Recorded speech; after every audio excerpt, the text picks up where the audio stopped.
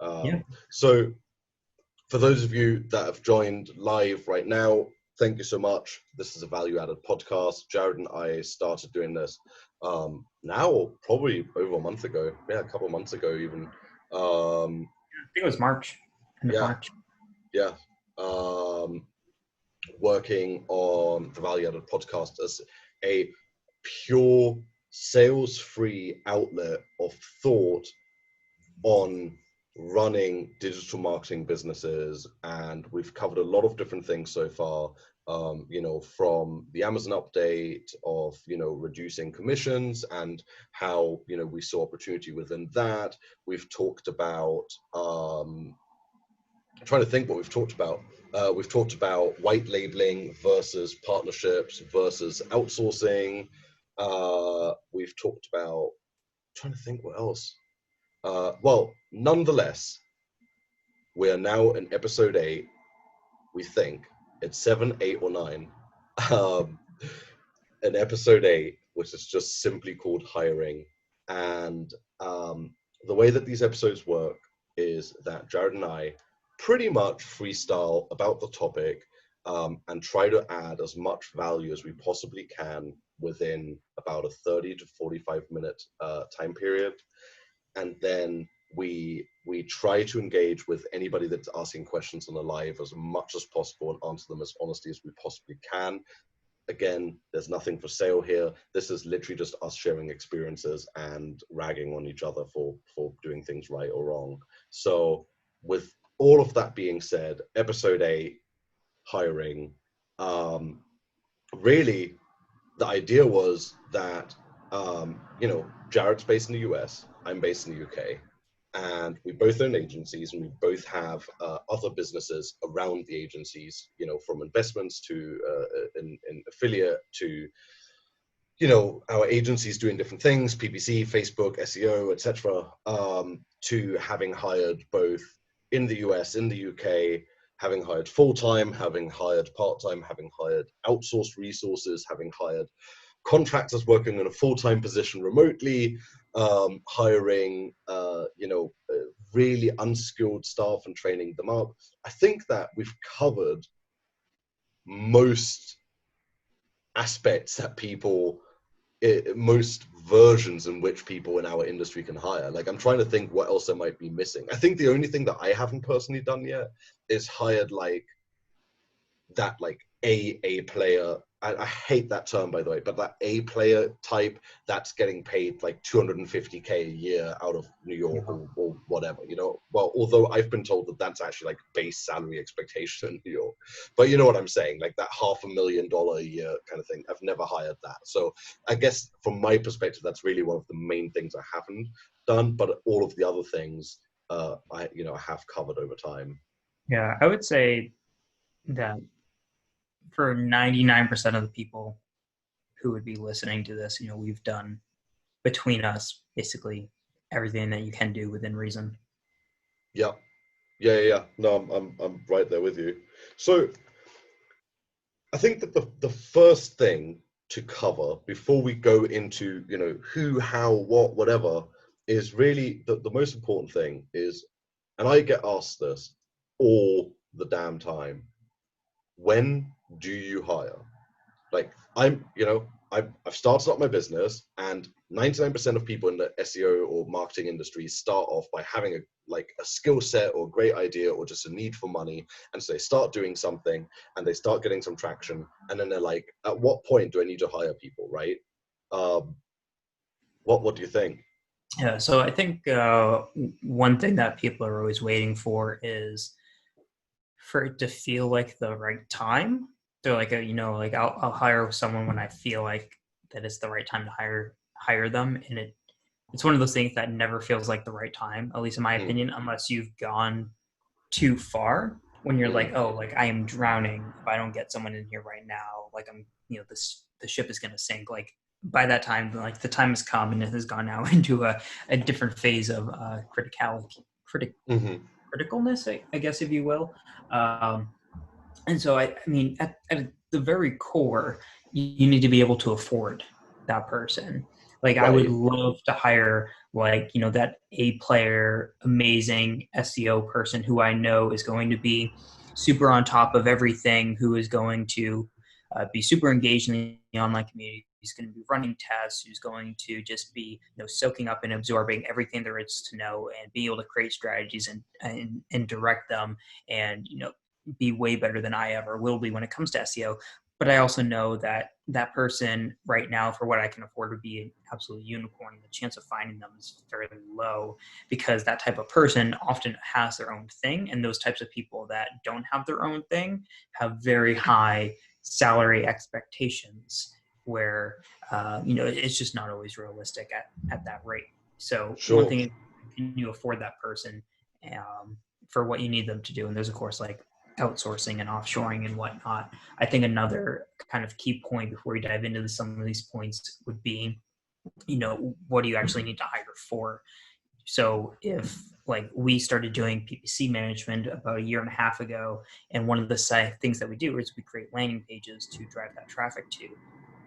I have no eye for design. Even if I wanted to do it myself, it would just be so low quality compared to just having someone even who has limited design experience, you know, to kind of do that. So one thing is just, like I cannot do this. I don't have the skills to do that. And you need to have somebody else do that.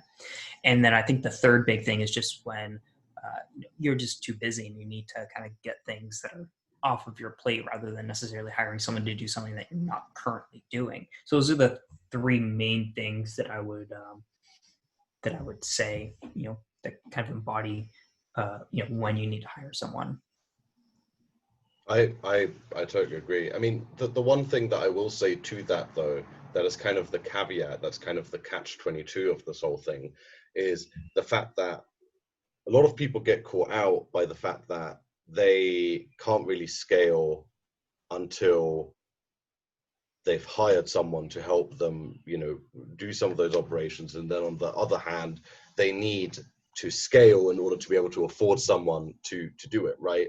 And so to that's an incredibly complex, problem to have, because when we first started the business, our first hire before we ever paid ourselves, my old business partner and I, before we ever paid ourselves a proper salary, was that we hired a UK customer support and order management person, because we saw the need for somebody to take that off our shoulders as higher than for us to pocket that money, for example, right? And so we were prepared to take a much smaller amount of money out of the business in return for being able to focus on things that really mattered to us, such as marketing, marketing the brand and growing the brand and being an innovator and all of that. And so for that reason, I kind of feel like it is a catch-22, because a lot of people do get caught out on that, right? Like they think that they need to hire someone in order to grow, but in order to hire someone, they need to grow because they're not sure where the money's going to come from to hire that first person. Right. And I mean, you may ultimately be in a precarious situation because of that, where you're like, I really need to hire someone who is, this is actually basically the situation I'm in with the PPC side of things, is that I was like, man, I need to get someone in who is, a very high level person that knows a lot more than me, that's able to kind of take this off my plate. But I don't have enough clients in this regard to have someone work, full time for this. But this, but I need that kind of person who is going to be that dedicated. So as of right now, like that's kind of the situation where it's that catch-22, where it's like I need to hire someone on the PPC side of things to take that off my plate so I can go out and get more PPC clients. However, I can't afford to hire that person as I want to until I have more clients in the first place. So there is this going to be this awkward period for, who knows how long, could be, 3, 6, 12 months, where for that role to really be what I need it to be, that has to be a full-time thing. But I might, right now it's just, a couple hours a week doing this, doing that. Sure. And, there is that kind of that risk of like, okay, this person could disappear, and that, that could have been an amazing person to have full time. but at the end of the day, it was able to take things off my plate. And, from there, yes, it sucks. But that's just, a situation that I would have to deal with even when it comes up. No, and that makes total sense for me. And I think that also, the flexibility that people have now in hiring by utilizing the different methodologies, such as, obviously outsourcing, hiring people per hour or contracting with them or whatever, adds a lot of flexibility even to more restrained budgets. And I think that, the answer really is to the question when to hire should really be what you said right in the beginning, which is when you can afford to. I think that's one of them. I think the other point that is valid as well is you need to constantly be reviewing what is required of you to scale the business and how you're going to be able to achieve that, right? So either it's that, like you just said, you want to be hiring people that are better than you at doing something,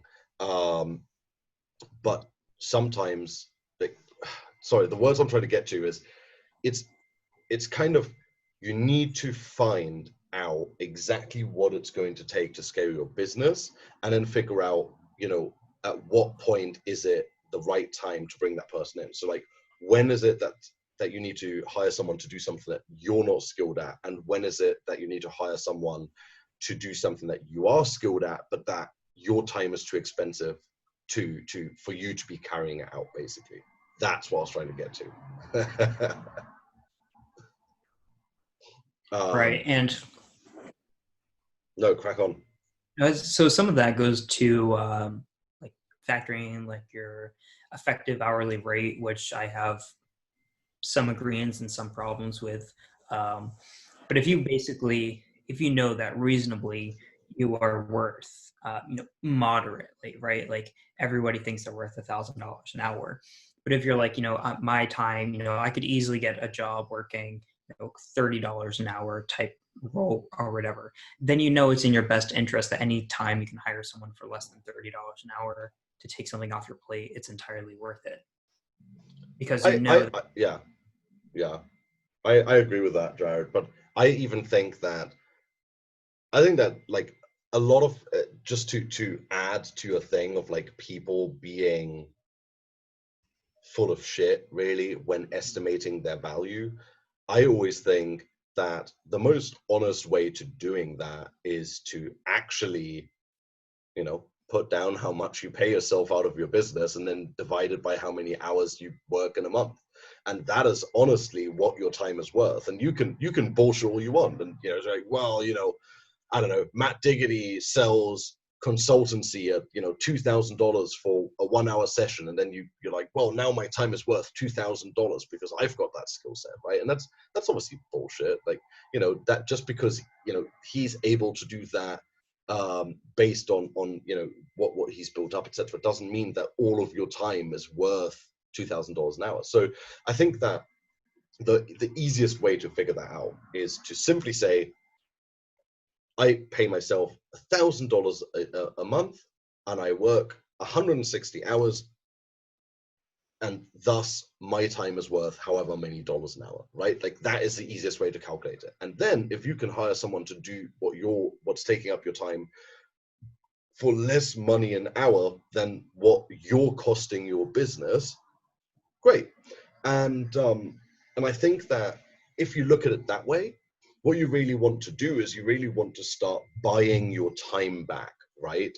And so that's really the really, really big thing for me, is identifying where I'm spending a bunch of time and how much it's going to cost the business to buy that time back for me so I can work on higher level things. And that starts really foundationally. And I see a lot of people shrugging this off with bookkeeping or accountancy and legal and those kind of auxiliary tasks, because everybody, of course you can file your own taxes. Like, I get that. But how much more time does it take you to update your QuickBooks or Xero and do all of that and then reconcile everything and then file the right paperwork and not make any mistakes and have the knowledge to get all the savings and all of that, versus paying whatever the retainer is for an accountant or a bookkeeper to just do it for you on a monthly basis. And I mean, I think that it will save you money.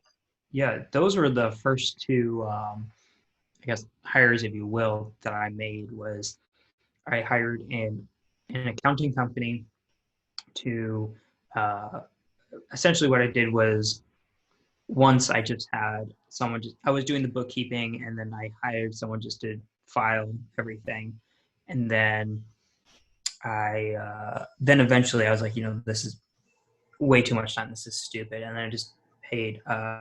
And by that time, I had moved on to another company. I was like, all right, great. I'll hire them to do bookkeeping, the financial consulting side sort of stuff, and all the filing. And then also, as soon as basically February 2018 was when I named the agency and kind of like decided like, okay, great, the agency is what we're doing. And I think by March I had a business lawyer who wrote our MSA and our SOW. For anyone that doesn't know, that's the master services agreement and the statement of work. And so I had those like professionally done, not just like grab a like a template online or anything like that. Those are like the first two things. I was like, I'm not qualified whatsoever to do either of those really, and just the bookkeeping took so much freaking time to do that it was Sure. Yeah. It was I was like, I'll pay someone whatever it takes to get this off my plate. Well, and the thing is, like, with the bookkeeper, for example, I find that they save you money just with the knowledge that they bring to the table, let alone the time that they give you back. And I think that that's why it's really interesting for me to look at those as the first two hires, is that, a bookkeeper will save you money basically right away. Whereas a lawyer, in my opinion, will save me money in the long term. And I think that they do that in a lot of different ways. So we're talking about hiring. Our lawyers have a HR retainer model where we pay them monthly for that service, but they deal with all of our HR, like legal HR issues, such as drafting up employment contracts, drafting up contractor contracts, dealing with if somebody needs to be let go, dealing with the draft of the letters for that. All of that stuff. You will not believe the amount of questions we've pinged them over where we're like, I don't know what this is about. Like, and the amount of time it would take me to research that rather than just forwarding them the question from the employee or something, right? And so the money that you save on hiring a lawyer on retainer is usually in the long term, when, because you've done that and you haven't used some shitty template, you don't end up with a big lawsuit down, 2 years down the line that you end up losing that costs you a bunch of money. So, Yeah. That's really that. But look, anyway, I think that when to hire, the first thing is when you can afford to. And then the second reason really is when you need to do something that you're not skilled at. And I think that for me personally, the first two things there is legal and accounting. Is there anything else that you've got on that? Anything else that you'd examples of like things that you hired straight away to try and save, improve on what you're not good at yourself? Yeah. So as soon as we started with the PPC side of things, a landing page designer was instant. I basically all I did was I chose what platform I wanted the landing page to be built on, just because I had a little bit of experience and understood. I played around with some of the platforms, so I was like, all right, great. I think this is going to be the best platform for us to use. And then I just hired a designer. And I agreed on a fixed price per landing page with that designer, and then that was immediately just completely off my plate for anything like SEO related. I mean, granted, most people do this. Is we've never written a word of content for clients. We've always worked with either freelancers or vendors to do that, and like 99.9% of our industry are the same. Like that's pretty common to people to do. But yeah, those are some of the two biggest fulfillment side of things. And then over time, a big one that I should have done a lot earlier was having a basically an on-call developer. The reason being is that we're working with the types of clients where they often don't have the types of in-house resources for Mm-hmm. development, and so what we have to do is make changes. And whenever they want any sort of change with their website, they're often coming with us to make those sort of changes, even if it's just like a small thing. So Sure. it's nice to have someone who's like a client who's getting a bunch of spam to their forums. It was really nice to be able to not have to do my own research and be like, okay, how do we solve this problem? Okay, great. Now switch this form. Oh, this form is just a basic HTML form. You have to actually add your own CSS to, rather than just like ping my developer and be like, hey, they're getting spam here. Can you just figure this out? Mm-hmm. And Mm-hmm. that's it means a lot to clients, and that's something that we should have done a lot earlier. Yeah, it's a big value add. Yeah, no It's a pun big intended. hey. Um, okay, so let me see. So the first question is when to hire. We've decided it's when you can afford to, when you need to do something that you're not skilled at, and then the third one is um, probably when you need to start getting things off your plate that you can start working on higher level things, which kind of like loops back to the other two, but it's another thing that a lot of people are talking about. It's like, you know, how do I like how and when do I like what are the actions that I need to do once I start realizing that I'm way too busy to carry everything out myself, right? How do you deal with that in your business? You cut off really hard there. Oh, I'm sorry. Yeah, I've noticed there were a couple of moments where I could still hear you, but your video froze. You can hear me okay now?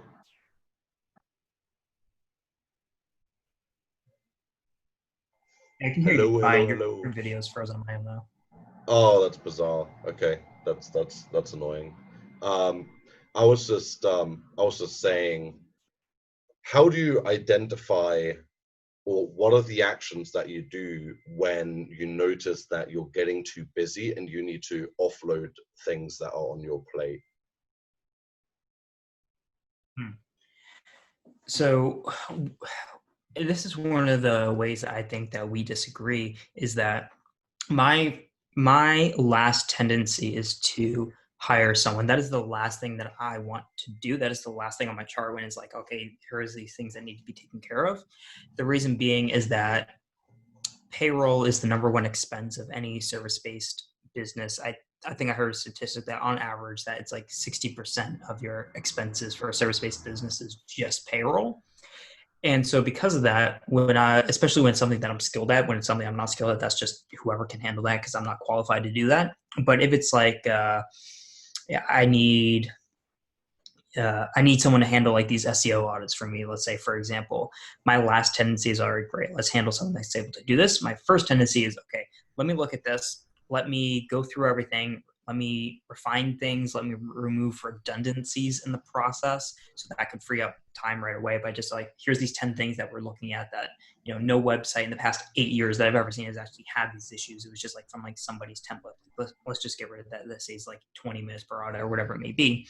And then from there is then looking at automation, because automation doesn't mitigate time, it eliminates time. And so, for example, I used to have when we do like this competitor audit, we'd have to get information from Google, then get information from like Google again once we have some information from Google, and then we'd have to get information from Ahrefs, and it would take someone like a VA like 8 to 10 hours to gather that for a small site. So from there, I just hired a developer to create a Python script that helped scrape some data from Google, and then there's some stuff that you can do with Ahrefs that I won't mention publicly. You're probably not supposed to do it, and that just saved a bunch of time. And so instead of having to, in that case, continue to have someone work 8 to 10 hours on doing that, now it's like a 20, 30-minute process that someone can do, if that, because we just eliminated that time rather than just moving that off to someone's plate. And then once I'm in a point where like, okay, whatever's realistic to have automated within a reasonable amount of time and for a reasonable price, that's been done. Now I'm going to have someone to do that, because rather than having someone do 8 hours of work, now I'm having them do 2 hours of work, and maybe that 6 hours that I freed saved me up enough that instead of hiring a full-time VA for $15,000 a year, I'm just a little bit busier for a little bit more time, and I'm going to get in two more clients. And now that those clients are both worth $3,000 a month, so now I'm doing $6,000 a month more in revenue. Now I'm going to make that $15,000 a year higher. I get you. And I think that the really, the key takeaway from what you just said is two things. The first thing is that your last resort is to hire, an actual person to carry things out because of the reality that people are so expensive. And your first thing is to always look at the process to try and remove redundancies and anything that that eats up a lot of time, to streamline it. And then the next thing is to look at whether you can automate it. And the second aspect of that I think is a key takeaway for anyone watching, that has been a huge learning curve for myself, is hiring automation experts is a lot cheaper than you anticipate. Especially when you compare it to the cost of labor carrying the same thing out. So you just said something that was really, really fascinating to me.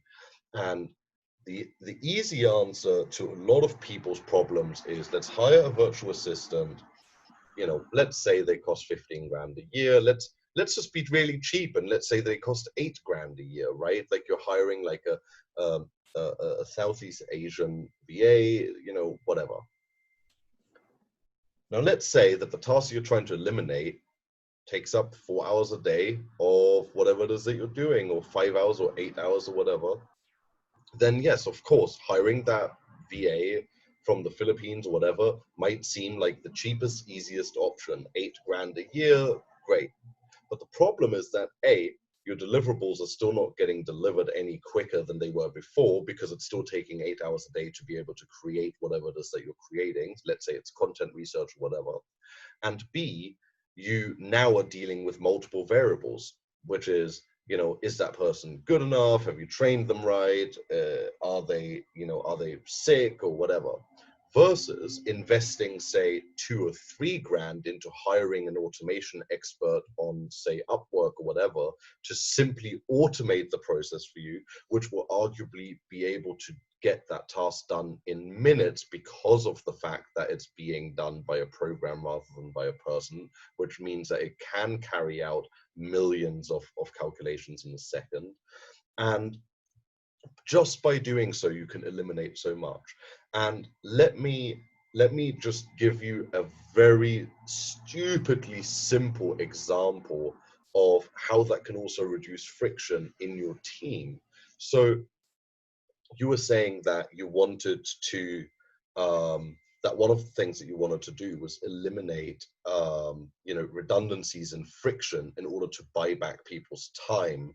And we had this problem where, it's no secret that we have a bunch of writers working for us that create, disgusting amounts of content for us, for our agency, and for our customers. Well, let me put it into perspective for you. We have 60 writers, give or take, depending on, how many people are on at a time. We have 60 writers, 3 editors, 3 content managers. Every single article needs to be grammar checked, checked for keyword densities, and copyscape checked. For the longest time, we did every single one of those actions manually. And then we invested into our order management system, where we have our own content editor on the back end that pulls in all of that data from, the grammar check API, from the copyscape API, etc. And not only has it brought back time, but it's also brought back employee or team member happiness, because we're creating a much smoother flow for them to be able to carry out their work.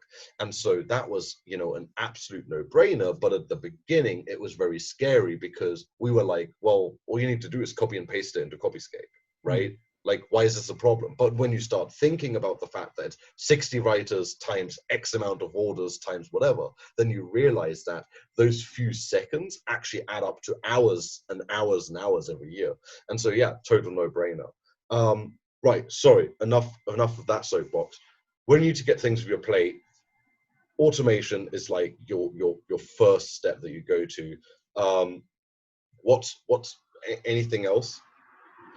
So I also believe it's very important if it's something that you have the ability to know how to do because it is your business. You should be aware of how it works. A big issue that I see people do, especially people who have a non-technical background, so people who are entering like our space who have a sales background, and they're like, okay, great, I'm bringing the clients, I'm going to have this other person, fulfill the work, is because they don't necessarily understand all the ins and outs of, let's say SEO. They make hires and they're just like, oh yeah, this person over here is doing SEO. They're doing great work because I see some reports that they send me and it looks all good to me. And what they don't realize is, oh, yes, they're doing good work that works right now, but they're getting a bunch of links from websites that the contact us page just says, if you're looking to buy a guest post, email here and PayPal is $50 here. And so, they don't necessarily realize that, oh, yes, so this is happening now, but we're actually putting our clients at risk because of X, Y, and Z. Right. Or that, they've never really put much time or thought into, an account manager. What does an account manager do? What does that look like? What do I need that? They just go, I talk to clients too much and I need to free myself up. So I'm just going to have this account manager, hire them, leave them to their own devices. Oh, why are they, making these promises that they can't keep? Why are they, why are they spending so much time on these clients where, we're way over budget now, or, X, Y, and Z, because you never like took a step back and go, okay, here's what needs to be done. Here's what success looks like. Here's how I need to train them, even if they're already skilled at that. So it's really important not to just hire and walk away and hope for the best. I totally agree with that, and that's something that I've learned, throughout the last couple of years of founding and growing and growing this business and other businesses is, for a long time I thought that I could fix problems within the business by just simply hiring someone, like you just described, right? Like, I don't know, SEO Butler needs Facebook ads. Let's just hire some Facebook ads guy and hope for the best, and just throw money at the problem and hope it will go away.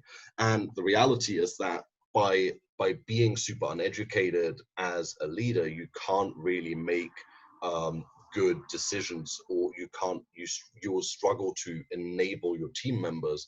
And for that reason, I have taken on the approach of trying to learn as much as I possibly can about the fields that I'm trying to hire in, not because I want to be able to carry out the work myself, but so that I have an educated background when I try to give them guidance, right?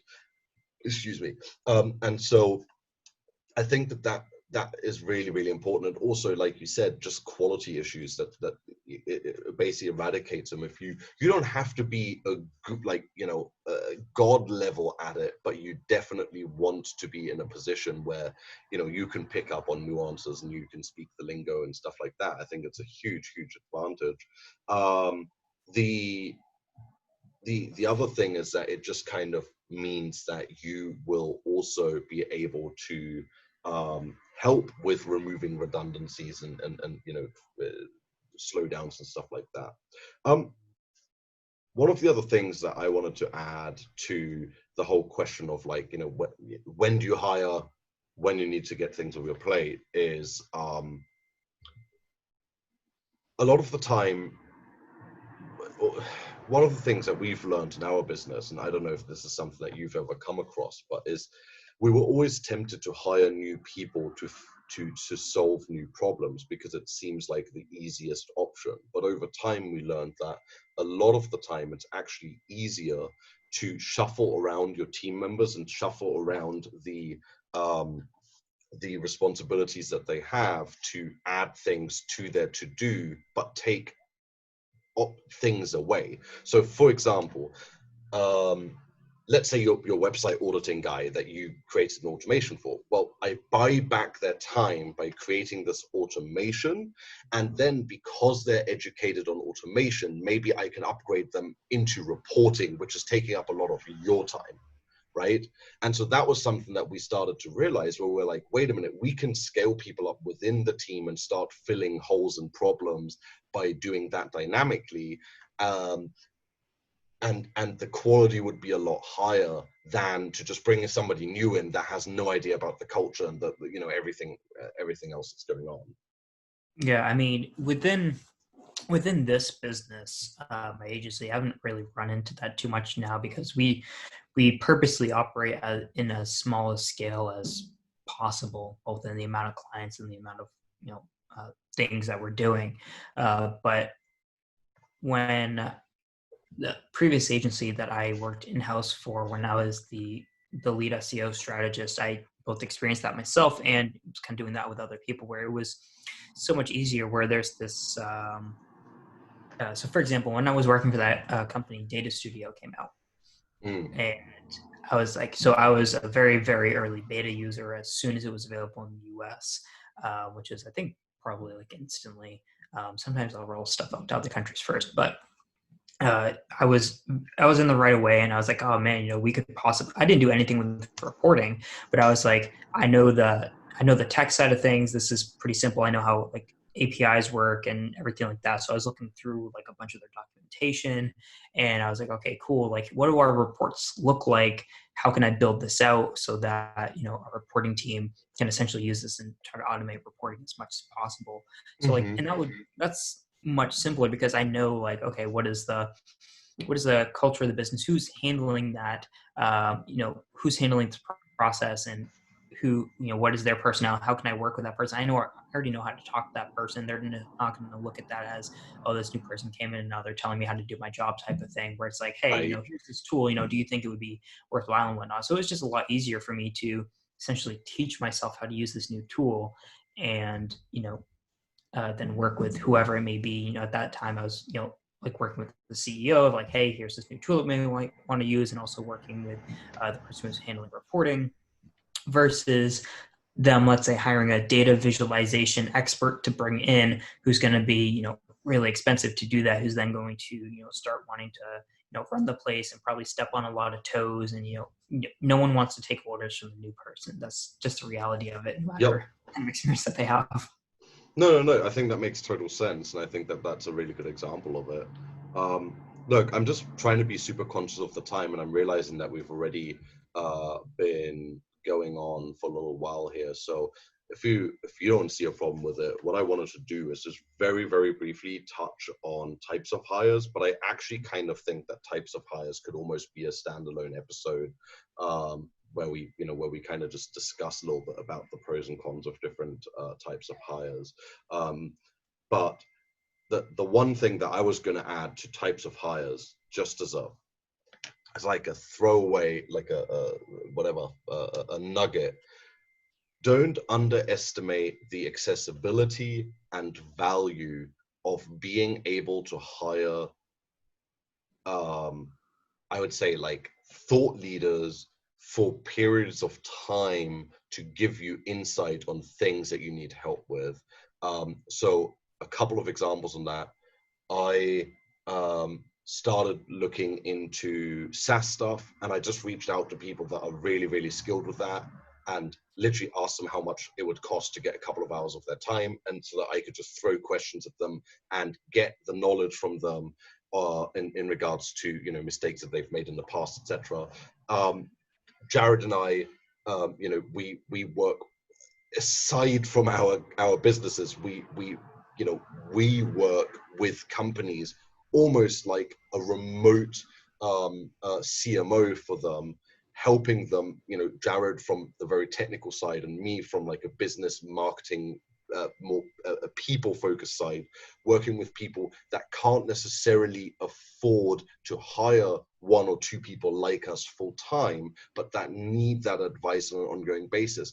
And so this is by no means an advertisement for our services. What I'm trying to say is, if you get stuck with trying to grow a part of your business, never hesitate to reach out to people that you think have figured that out and trying to buy some of their time to get some of that advice.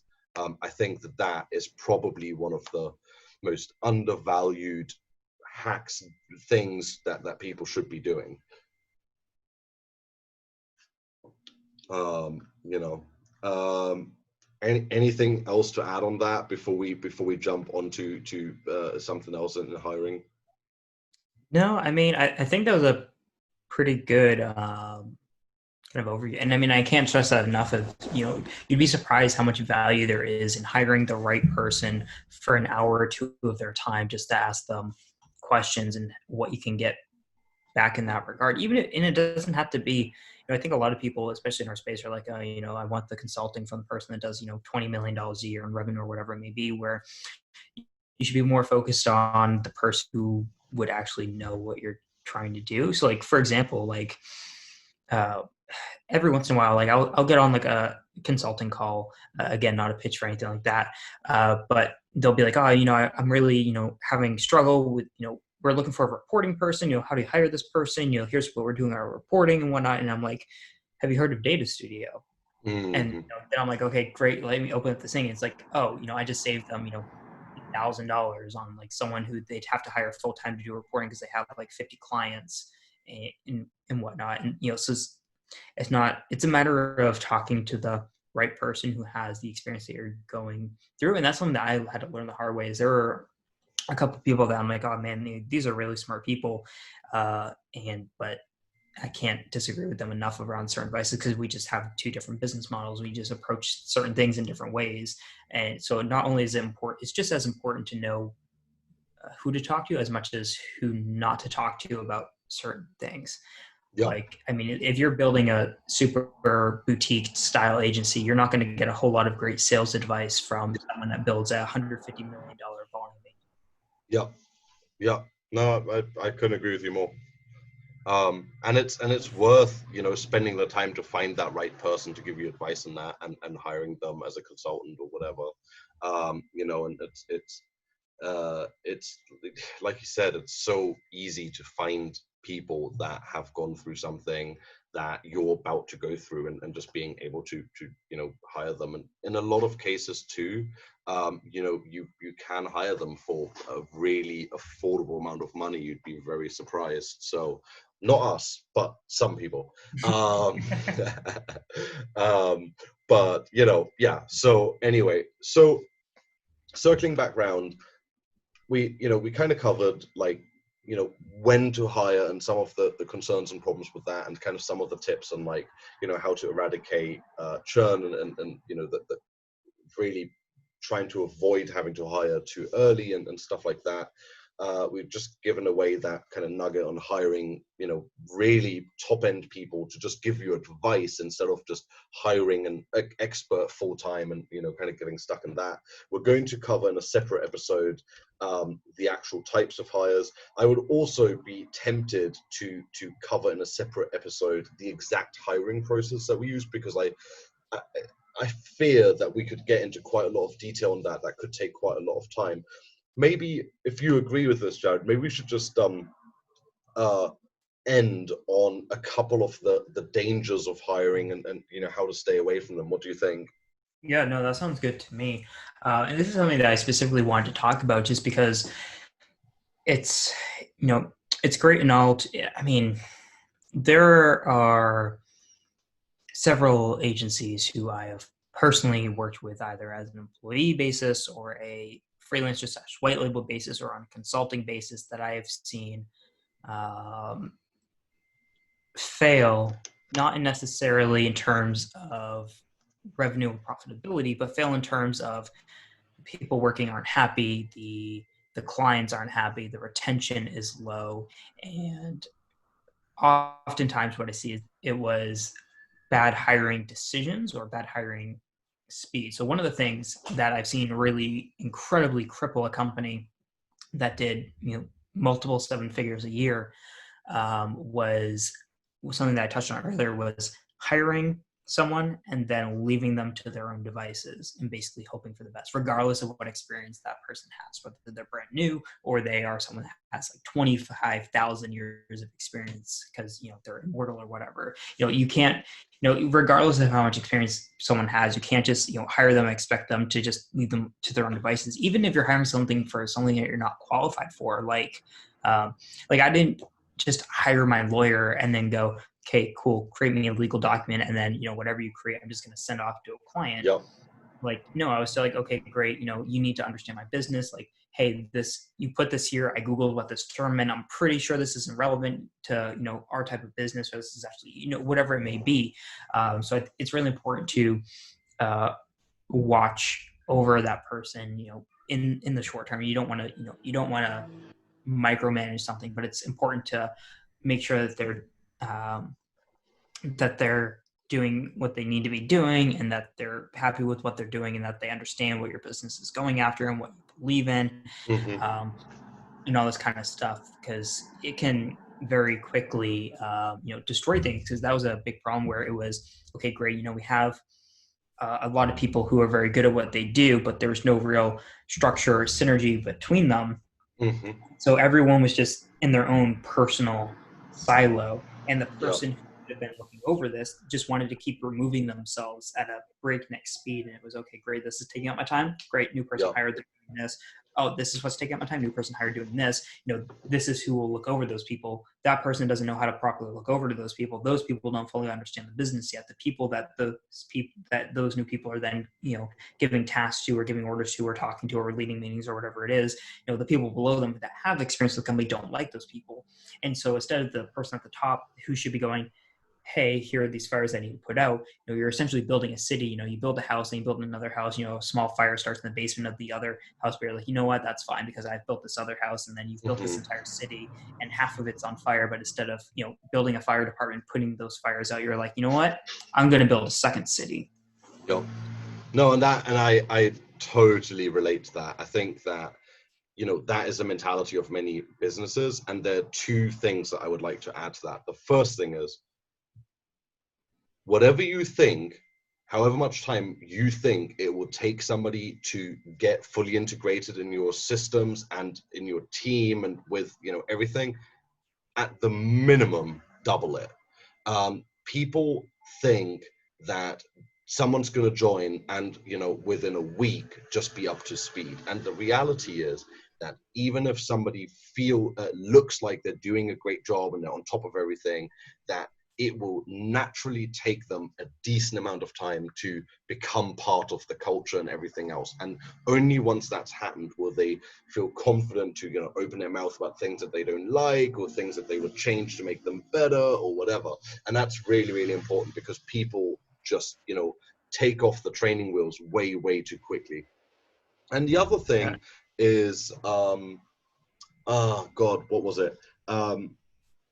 The other thing is that, yes, just because somebody is a great, and I'm going to really oversimplify it, just because somebody is a great doer does not make them a great manager. And that is something that you touched on, but I think that that's something else that's really, really underappreciated. A lot of people go, okay, I'm going to hire the first person to, write content, right? And then after 3 months, man, this guy is really good at writing content, or girl. I now need more content writers, but I can't be bothered to manage them. So the first person that I hired, I'm going to put in charge of the other writers. Turns out that the writer that you hired likes to work on his or her own and is massively introverted and doesn't want responsibility. Well, you've just messed up your team. So it's so important to identify that, because they might not be happy to take that responsibility on. And if they're not, then you could really be shortchanging yourself. And on the flip side of it, they could also be really excited to do that and have great ideas on how to grow a team and how to stimulate it, how to train writers and all of that. So important to realize that not everybody that is great at executing is also great at mentoring and teaching and being a leader. I mean, I have a perfect experience with that. And I'm not trying to shit talk any past employers, but basically I was working for a company and they had an in-house designer who was very good at what they did. And they were like, okay, great. You can manage the design team. And very quickly he left the company within like Yeah. 3 because he, and I've talked to him before, and great guy. I've worked with him. He actually, I won't say that because that'll reveal who this person is, but I've done work with this person since then. Great person, great designer, but they don't like managing people, or at least at that time they did. I don't know what they're up to nowadays. Sure. It was just, there was another person with the company who was leading a team, and they're like, man, I can't stand it. Like, I don't want to manage people. I want to, be doing the work that I'm good at. And I think it's because everyone thinks, I wouldn't say everyone thinks, as much as people assume that what they want is what everyone else wants as well. And I think as like the entrepreneur business owner, they want to just constantly remove themselves from every little thing. Hello, Nila. And they're like, okay, great. I'm working on SEO, and now I'm going to hire someone to do this. Now I'm managing the SEO person. And I'm going to hire someone to do that. And now I'm managing the person that's managing the SEO person, and so on and so forth. And they're always looking to remove themselves. And so they assume that person, always wants to do that as well. Where what that person really might want is, not to necessarily, manage people, but they want you to be able to pay them to run tests and to learn more and whatever. And they're like, I do all this research on my own. I don't get paid for it. What really is going to make them happy is, make them a better player for your company is, letting them, paying them for 2 hours, 3 hours a week to read articles, listen to podcasts, run tests, and tell you what, changes need to be made to the product or whatever. But they don't want to manage someone ever. They want to be managed. They want someone assigning them tasks. They want someone to tell them how much time they have to spend on this, and they want someone doing that, and they don't want to do that themselves. So you need to figure out, what is good for that person. And most of the time, it's just as simple as fucking asking. Yeah, like that's it. That is it. It's literally as easy as that. Yep, I get you. No, I totally agree with you. And I think, with that being said, that pretty much concludes this episode on hiring, because I think that there's so many things that we could go into that would probably take another hour or two. But, we've already committed, we're going to make a separate episode on the different types of hires and our experiences with them. And the hiring process that we both have used ourselves. They're probably going to be very different. But I think that both of those need standalone episodes, just looking at how much time we've spent talking just about the general topic of hiring. Really good episode. I'm really happy with it. I think that there's some good nuggets in there for people to take away. This is the Value Added Podcast. Anything else to add from your side, Jared? I don't think so. I was just looking through some comments really quick, or all the places that comments could have been left, just to make sure we didn't miss out on anything. There's one comment on mine. How many hours are you working every day on average? And to be honest with you, my answer to that is it varies so much. I have some days where I work crazy hours. I'm on the laptop at 6:30, 7 in the morning, and I don't stop until pretty late in the evening. And then I have days where I work 2 hours. I sign on, I do some emails, and I set some meetings, and then I peace out and I go for a walk with my wife. What about you, Jared? Yeah, I mean, so I think there's a distinction between how many hours do you work and how many hours do you need to work. The reason being is, for example, this past weekend, I think it was Sunday, I was so bored. I was like, all right, I'm just gonna work. So I just tell my hours. Why? Because I have an infinite amount of things that I could be working on. I was like, oh yeah, this is a really cool thing that I want to work on. So I think the big distinction there is how many hours do you work versus how many hours do you have to work. And for me, I'm getting on most days as of right now, I could work from 9 a.m. to 1 p.m. and then consider my day to be done if I wanted to. However, I don't want that's not what I want to do when so I'm working on other stuff at that point and whatnot. So it's really important to me is looking at don't like, I should track my time, but honestly right now I don't. I used to, but I just forgot so much that right now what's really important to me right now is focusing on how much time do I have to work? How much time is spent on stuff that if I didn't do this, the business would fail? And that's what's really important to me is like, now that the month is just starting and we run all of our months to the first of the first, which I know you don't do. Um, and so the first of the month or the first week or week and a half of the month is always crazy for me. And this is where I'm really looking at, okay, how many of these things are now on my plate because it's the beginning of the month. What, if I were to like take this week off, how screwed would I be 2 weeks from now? And so I'm at the point right now where the first week and a half of the month is what's really killing me in terms of hours that I have to be working. And that's where I'm focusing on right now, trying to get rid of food. But in terms of like, how many hours am I actually working? Like I get up at about 9 every day and I just pretty much go right working and I stop at around 9 p.m. unless I have something else going on. So you could say like 12 hours, but also at the end of the day, that's me wanting to do that because I'm like, Yeah. all right, cool.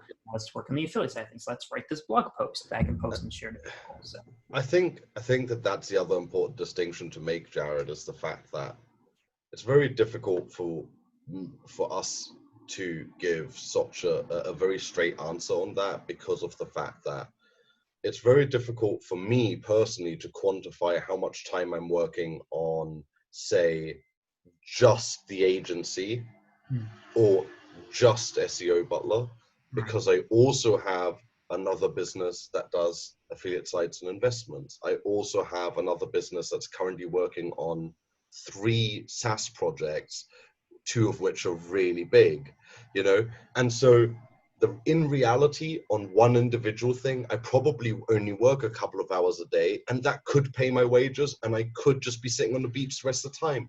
But unfortunately, I'm stupidly ambitious, and so I work a lot more than that.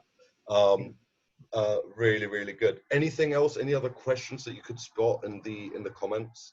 That's really the only like really worthwhile one on my stream. I just saw that BB mentioned that she couldn't join because of Blackout Tuesday, and I have to be totally honest with you. I hope that we haven't just committed cardinal sin because I was totally unaware of this going on. So